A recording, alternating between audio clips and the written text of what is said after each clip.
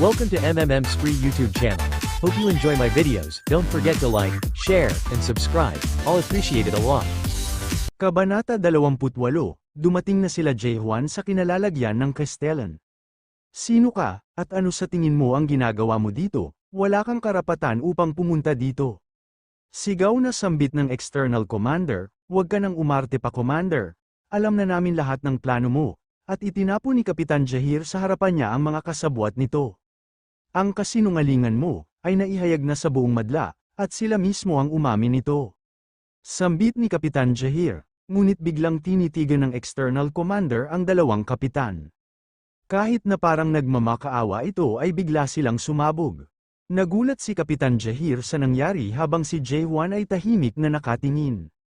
Ano ang ginagawa mo external commander? Sigaw na sambit ni Kapitan Jahir. Sa tingin ko ay nagpakamatay sila dahil nabulgar na ang kanilang kataksilan, at dapat bang ako ang sinisisi mo dahil hindi mo napigilan ang pagpapakamatay ng isang kriminal? Sambit ni external commander, puro walang kabuluhan ang iyong sinasabi, lahat kayo na nandito ngayon ay dapat malaman na kapag ang Gulsil ay magpapatuloy, aayon ito sa plano ng external commander. Sambit ni Kapitan Jahir. Ngunit tinutukan siya ng espada ng ibang mga kapitan. Ano itong ginagawa ninyo? Patawad Kapitan Jahir. Ngunit huwag ninyong hadlangan ang kagustuhan ng external commander Mayhan, o sa madaling salita ang Golden Sky Sect. Manatili ka lang sa kinatatayuan mo, hanggang sa makumpleto ang seal sa Castellan. Sambit ng isang kapitan, mga traidor kayo, sambit ni Kapitan Jahir. Kapalit ng pagligtas ko sa Castellan ang Gorgon ay pro-protektahan ako. Iyon ay isang kasinungalingan na pangako ngayon, hindi na ito magagawa ng Gorgon, na protektahan ako. Sambit ni Jae-hwan, ano ang ibig mong sabihin? Tanong ni Kapitan Yerhen Chever. Palitan natin ang mga kondisyon sa ating kasunduan. Tugon ni Jae-hwan, ano? Sambit ni Commander Yerhen Chever. Ang gagawin ko ay, papatayin ko ang mga traidor na ito. At ililigtas ang Castellan para sa'yo, kapalit ang matandang ito, dahil dadalhin ko siya at ibabalik ang Abyss Expedition Squad. Matutulungan mo ako sa ganitong paraan, sambit ni Jae-hwan. Magaling ka magsalita ng mga walang kabuluhan, may narinig na akong mga kwento tungkol sa isang tao, na nakayang patayin si Janya, kung saan naging ghoul siya, ngunit sa isang saksak lamang ang dahilan ng kanyang kamatayan. Akala ko isa lang yung kasinungalingan, ngunit sa tingin ko ay may katotohanan ito. Kung ganoon, kailangan din namin kumilos at ibuhos ang buong lakas namin. Sambit ni Commander Mayhan habang si Jae-hwan ay nakatayo at nakikinig, at itinuro niya ang kanyang kamay kay Jae-hwan, at umatake agad ang napakaraming kakampi nito, at pumalibot kila Jae-hwan. Ngunit sa isang iglap, pinakawalan ni Jae-hwan ang kanyang sunod-sunod na saksak. Pati ang ibang traidor na commander ay natatamaan, ngunit patuloy pa rin ang pag-take nila kay Jae-hwan. Patuloy lang sila sa pag-atake nang walang humpay sa akin. Sambit ni Jae-hwan, marami pagkalaban ang sunod-sunod na umaatak. Kaya biglang naghanda si Jae-hwan ng isang atake, isang normal na saksak ang kanyang ginamit. Sa isang iglap na papatay nito ang sinumang matamaan nito sa dinadaan nito, ngunit nung tumama ito kay external commander Mayhan, hindi maaring masangga ito, tugon niya at iniwasan niya ito, at natamaan at nabutas nito ang dingding kung saan nakakadena ang Castellan. Sa paglingon ni Mayhan ay nagulat siya sa kanyang nakita, kung sinangga ko ito ng tuluyan ay siguradong namatay na ako, sambit sa isipan ni Mayhan, imposible ito, sambit ni Commander Yerhen Chever. Mapaminsala ang kanyang atake, sambit sa isipan ni Kapitan Jahir. At nagtanong ang kasamahan ni Mayhan sa pamamagitan ng pakikipag-usap sa kanilang isipan kung itutuloy pa ba ang kailang plano. O kung pakakawalan na lang nila ang itim na ulap, kahit na magdudulot ito ng kamatayan sa buong Gorgon. Habang si Jae-hwan ay matalim ang tingin sa kanila, Mayhan Keldegran. Ang external commander ng Gorgon at head elder ng Golden Sky Sect. Hindi ko alam kung ano ang iyong gustong gawin, at kung ano ang iyong rason sa paghawa sa mga spiritu dito. Ngunit isa lang ang alam ko, gusto ko ang mga taong katulad mo. Sambit ni Jae-hwan habang nagpapakawala ng malakas na atake. Ayan na paparating na, kahit ano pa iyang atake na yan, harangan ninyo at pigilan ito. Sigaw ni Mayhan, at mabilis sinasalubong ng mga kasamahan ni Mayhan ang atake ni Jae-hwan, habang siya ay tumatakbo at tumatakas. Dahil sa mga taong tulad mo na nabubuhay, wala akong nararamdaman na konsensya at awa sa pagwasak sa mundong ito. Sambit ni Jae-hwan hanggang nagpakawala siya sa taas ng isang atake, na parang isang paputok na papunta sa langit, pagkatapos sumabog ay ito ay lumikha ng parang fireworks at ang mga ilaw na ito ay bumubulusok pababa. Nasaksihan ito ni Yerhen Chever, pag-asa, isang di matatawarang malaking pag-asa ang nasambit niya sa kanyang isipan habang tinutulungan siya ni Kapitan Jahir. At naalala niya ang mga salitang ito, Yerhen Chever, ang mga taong nandito ay kailangan ng pag-asa, isang pag-asa na hindi matatalo kahit kanino. Isang nag-oomapaw na pag-asa, ito ang mga salita ng Castellan sa kanya. Ang pag-asang ito ay naramdaman ko sa isang taong gustong wasakin ang mundo. Sambit ni Yerhen Chever sa isipan niya, at dahil sa ataking ito ay nagkagutay-gutay ang katawan ni External Commander Maihan. Isang halimaw na nilalang, sambit ni Maihan, ngunit huli na ang lahat ang Gorgon ay, at ang Castellan. Ngunit hindi na ito pinahintulutan pa ni Jae-hwan magsalita at tinapes niya ito. Ang matanda ba ay natutulog pa rin? Tanong ni Jae-hwan. Hindi siya nagigising kahit na anong gawin ko, sambit ni Kapitan Jahir. At kaagad na kinuha ni Jae-hwan ang matanda at inihagis ito sa pader. Ano ang ginagawa mo? Gulat na sambit ni Jahir, aray ko. Ang pakiramdam na ito, ang gulugad ko ang sakit. Sigaw ni Dr. Chang Heo. Dapat nagising ka na sa paraan ng gusto mo hindi sa paghagis pa sayo. Sambit ni Jae-hwan, habang ang Castellan ay unti-unti nang nag-iiba. Babala ang kontaminasyon ng spiritual ay lumagpas na sa 79%. Golification ay hindi na mapipigilan. Kabanata 20, babala ang korupsyon ng espiritu ay lumagpas na sa ika-99.99%. Ano ang nangyayari? Araay ang balakang ko, sambit ni Chang Heo. Ang system ay kinakalkula ang antas na level ng panganib, Haring Castellan, sigaw ng kanang tagasunod, patuloy ang pagkalkula. Ang hatol ay imposibleng makalkula ang antas. Kaya ang naging huling hatol ay uusbong ang isang megagul, sambit ng sistema. At naging seryoso ang muka ni Chang Heo, inilulunsad ang automatic na alarm ng Gorgon Castle. Lahat ay dapat lumikas walang exception, para mapigilan pa ang dagdag na problema. Sambit ng pinuno ng sundalo na nakarinig ng babala at tumugon agad ang kanyang mga kasamahan. Ano ito? Sambit ng pinuno ng mga kasundaluhan, nang makita niya ang lawak ng enerhiya na nanggagaling sa loob ng palasyo. Kapitan ng Extermination, ikaw at ang iba pang internal commander ay kinakailangan lumikas. Sambit ni Chang Heo, at kumilos na sila, ikaw naman bata, sa likod ka lang para suportahan ako, dahil ang iyong katangian ay matalim pa upang makasagip ng buhay. Dagdag ni Chang Heo, kailan ka nagpalit ng espada? Tanog ni Ji-wan, di ba sinira mo ang espada ko? Tama na nga ang walang kwentang usapan na ito, sambit ni Chang Heo, at sinimulan na niya ang ghoul slash para bumalik sa dati si Castellan. Sinakop na katangian ni Chang Heo ang kapaligiran, at iginuhit nito ang mga alaala ng mga kaganapan sa nakaraan. Mga alaala ng mga masasayang araw na kasama nila ang Castellan. Ang aking katangian na ghoul slash, ay ginigising ang mga memoryang nakalimutan na, katulad nito. Kapag napuno na ito ng memory ang karamihan sa mga problema ay malulutas. At pagkatapos ay bigla siyang napatigil dahil sa kakaibang naramdaman niya, at may naalala siya bigla na nakakatakot. Tinawag ni Chang Heo ang pangalan ng Castellan, at bigla itong tumayo at nag-iba ng anyo. Hindi yan si Castellan, takot na sambit niya habang nakatutok si Chang Heo sa kaharap nila. Ang nilalang na ito ay agad na tumayo, hoy tanda, anong nangyayari? Tanong ni Ji-wan, may mali rito, hindi ito ang Castellan, ito ay ibang nilalang.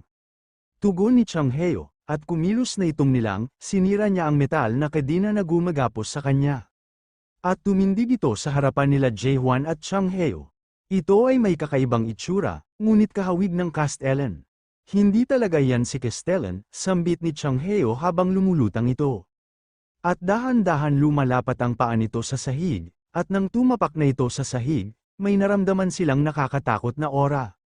Nakakagulat naman ito, nakarating ako dito dahil sa katawan na ito, sa huli naging ghoul din ang kinahinatnan nito. May nakikita akong pamilyar na mukha, hoy Incomplete Awakener, bakit ka pa nananatili sa chaos, 900 na taon na ang nakalipas.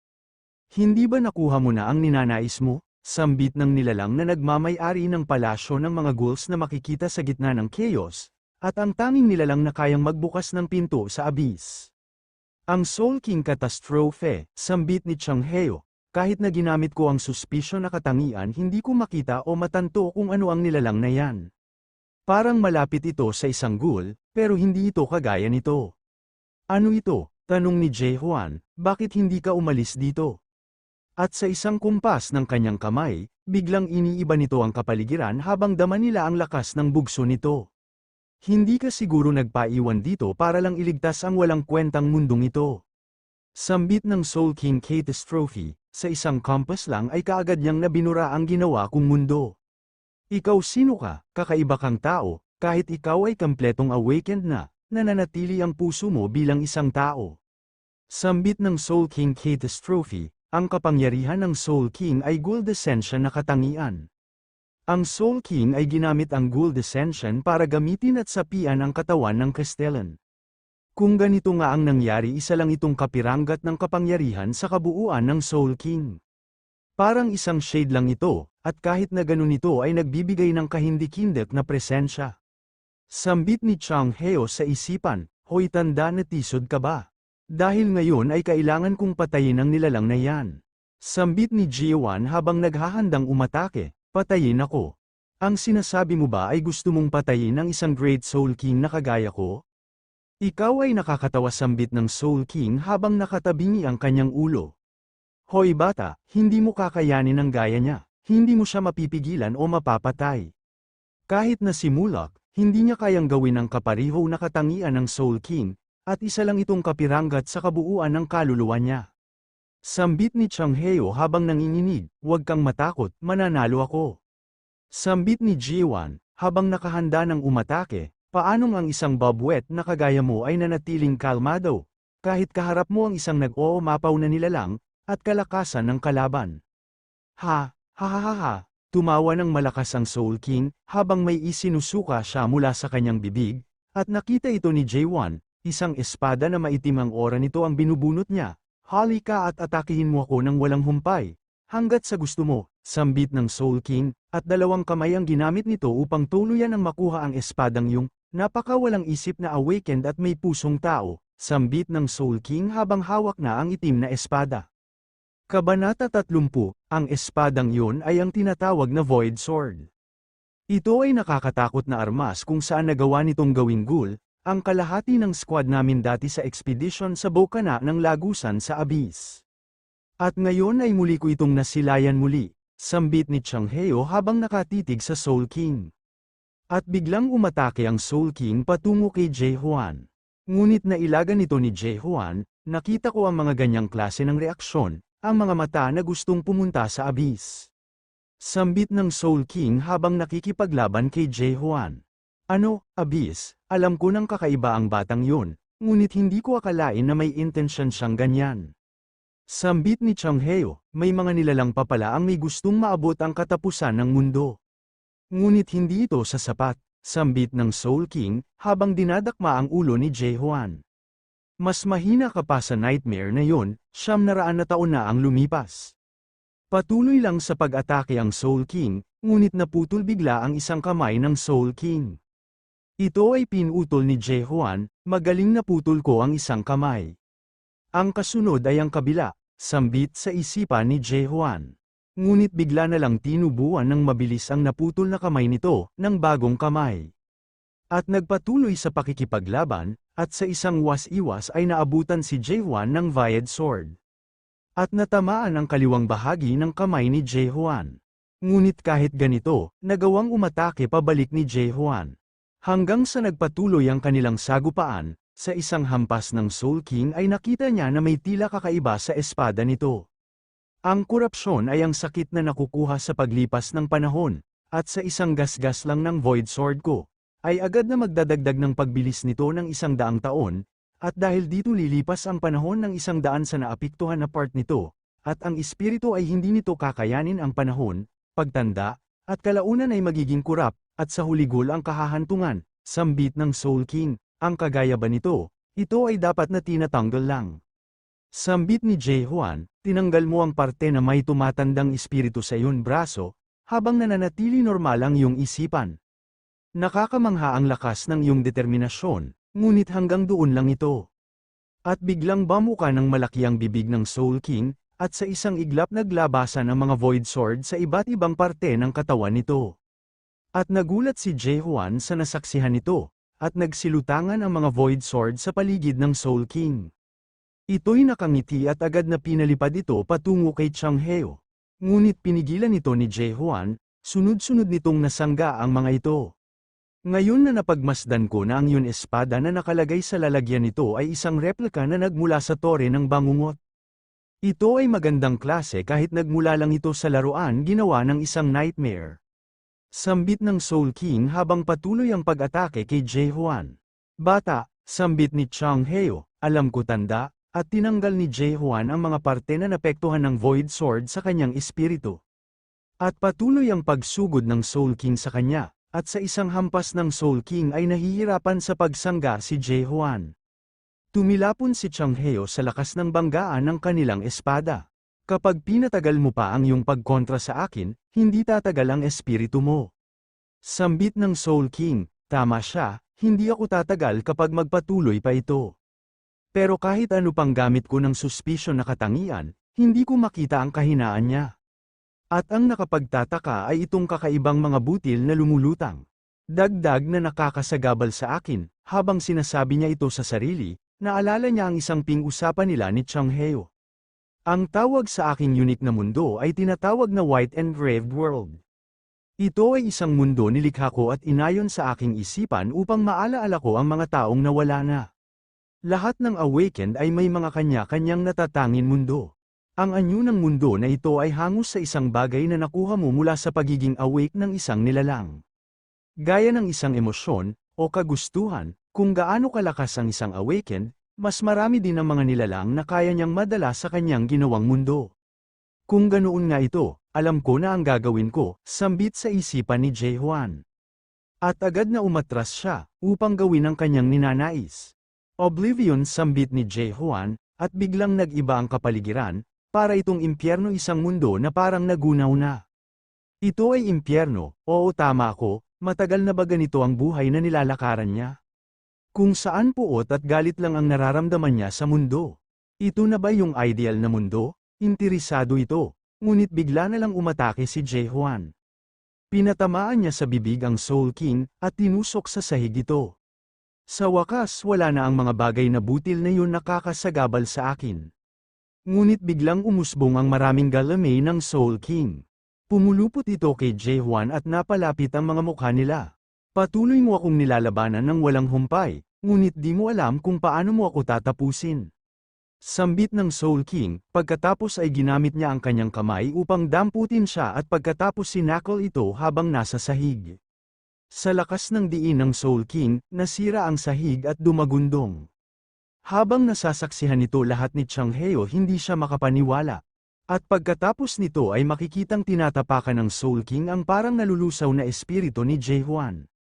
Hindi mo sinusuko ang galit, isang interesanteng nilalang ka, at ang isang kagaya mo, ay matagal ko nang hindi nakikita, sambit ng Soul King habang isang Void Sword ang lumabas sa dibdib nito. Kinuha niya ito upang gamitin kay Jae-hwan, nasiyahan ako, ngunit hanggang dito na lang ito, at nung matatamaan na sa mukha si Jae-hwan, ay may kakaibang nangyari at biglang bumukas ang kanyang mga mata.